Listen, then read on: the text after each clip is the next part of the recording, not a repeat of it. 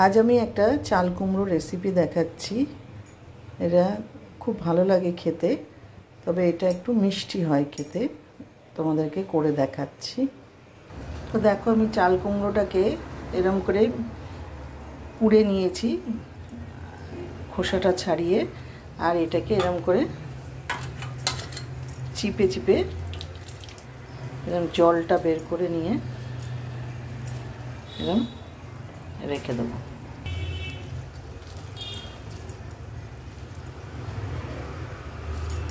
এরকম চাল কুমড়োটাকে কুড়ে নিয়ে তার জলটা বের করে রেখে দিলাম। এরপরে আমি রান্নাটা শুরু করছি।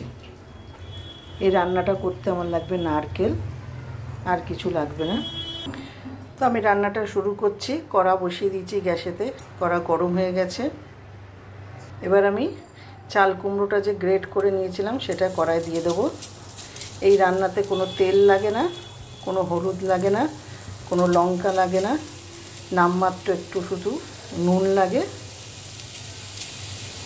তো কড়াতে আমি দিয়ে দিলাম গ্রেট করে রাখা চাল কুমড়ো।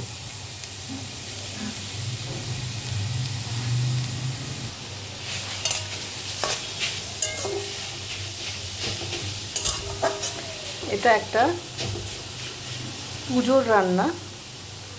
ভাদ্র মাসে যে অনেকের ঘরেতে রান্না পুজো হয়ে থাকে, অরন্ধন যাকে বলে, তখন এই রান্নাটা হয়ে থাকে। এটাকে চাল কুমড়ো দিয়ে নারকেল দিয়ে ঘন্ট করা হয়। আমি আজকে সেটাই করে দেখাচ্ছি।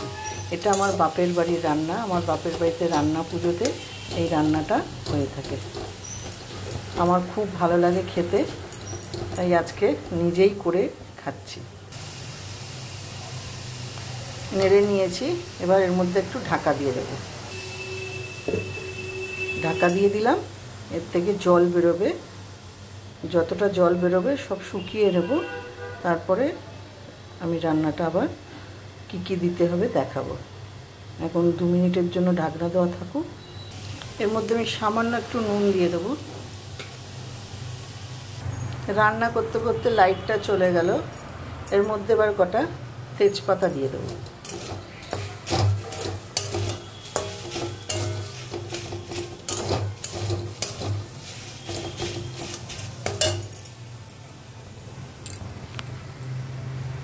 আমি এবার একটু নারকেল কোড়া দিয়ে দেবো এর মধ্যে। নারকেল কোড়াটা দিয়ে এটা ভালো করে মিলিয়ে নেব। এই রান্নাটাতে কোনো তেল লাগে না, নুন লাগে না, হলুদ লাগে না। আর এটা না নোনতা খেতে হয় না ঝাল খেতে হয়, শুধু মিষ্টি মিষ্টি লাগে খেতে।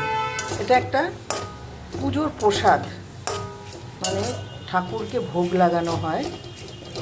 এটা আমার বাপের বাড়ির রান্না, আমার খুব ভালো লাগে খেতে, তাই আজকে আমি তোমাদেরকে করে দেখাচ্ছি।